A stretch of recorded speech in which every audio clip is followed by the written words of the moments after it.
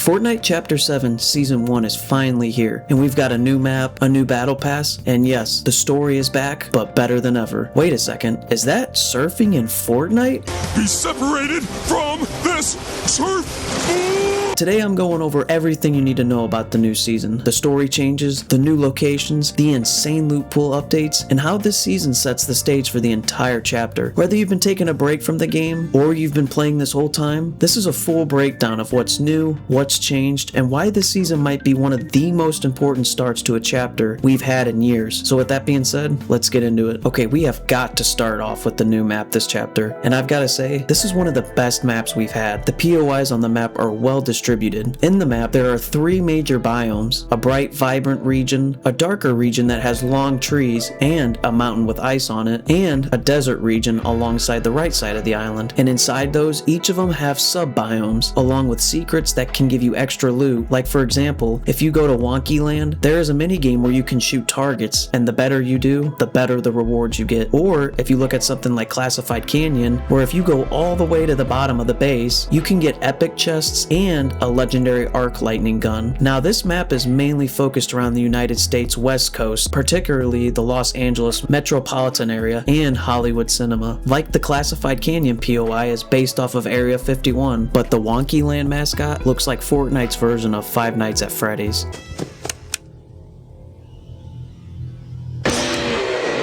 I think overall the map this chapter is a very good one, and one of the best maps we have had to start off a brand new chapter. Now the loot pool this season is extremely good. We got some old weapons returning alongside some new weapons. Some of the new weapons this chapter are the Deadeye Assault Rifle, the Vengeful Sniper, the Iron Pump Shotgun, the Twin Hammer Shotguns, the Arc Lightning Gun, and the Forsaken Vow Blade. Now I gotta say, out of all of these new weapons this season, my favorite so far has gotta be the Red-Eyed Assault Rifle. This thing is a straight laser beam when you shoot it.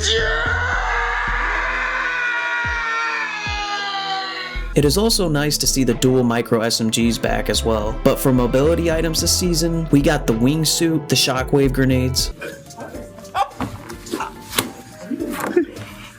and you could argue that the Forsaken Vow Blade could be used for movement around the map. It seems very similar to how the Typhoon worked in Chapter 6. And I gotta say, the wingsuit is a very fun item to use, but those shockwave grenades though...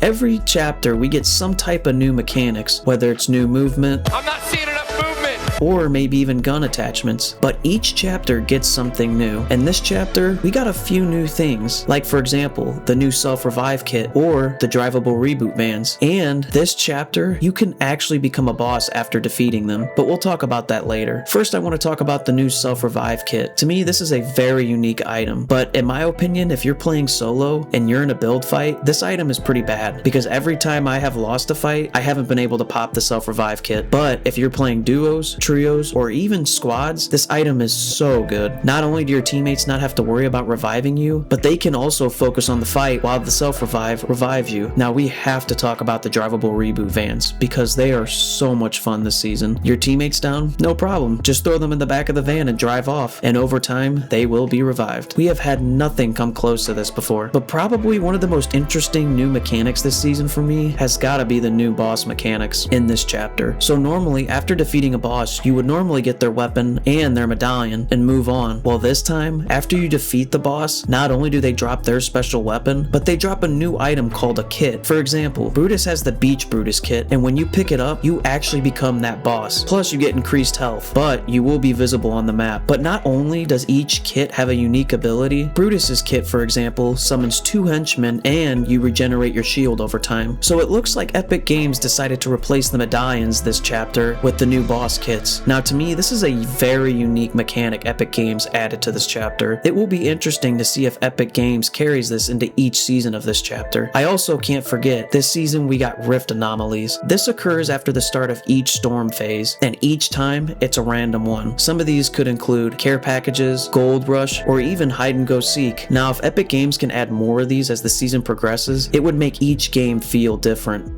One last thing Epic Games did in this chapter was get rid of something very important to the main battle royale, that being the battle bus.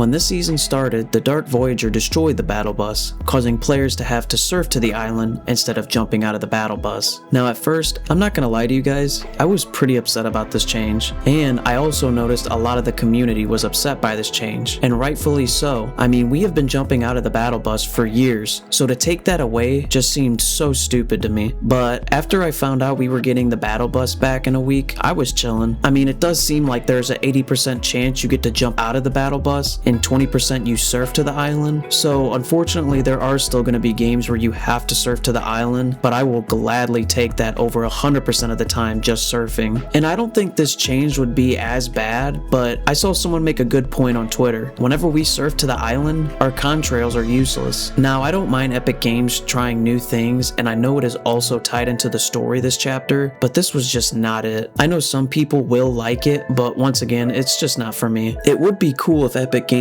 implemented something where you could choose to jump from the battle bus or surf to the island.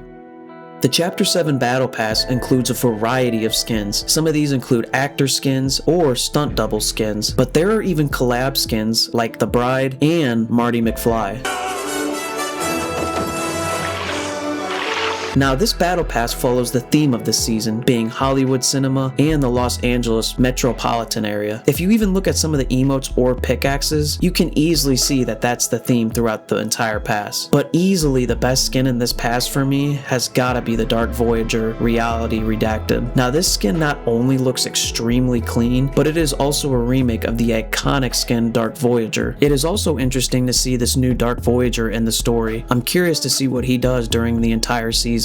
It would also be pretty neat if we got to learn more about the Dark Voyager, his backstory, and why he joined the Last Reality. Overall, I feel like this is a decent battle pass. There are some cosmetics that are extremely clean and that look good, but then there are some cosmetics in this battle pass that honestly, I'm just not the biggest fan of. Now, I've already made a video covering the story so far in Chapter 7, but I feel like we are in for a ride this chapter. Between the 7 being back to the Dark Voyager working with the Last Reality, I believe the story is back and that the next couple of months are going to be extremely good in terms of the storyline. I honestly can't wait to see what Epic Games does to the story throughout this entire chapter. I mean, Epic Games literally revealed OG Season 7, and then I come to find out that Lynx is working with the Dark Voyager now? Like, what is even happening right now?